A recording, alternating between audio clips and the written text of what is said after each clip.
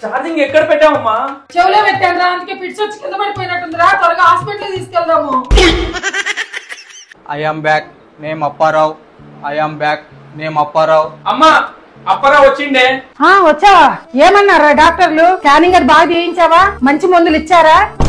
అమ్మా, నేను తీసుకెళ్ళిన డాక్టర్ దగ్గర కాదే, సైంటిస్టుల దగ్గరికి. వాళ్ళు సాఫ్ట్వేర్ అప్డేట్ చేసి ఇచ్చారు తెలుసా?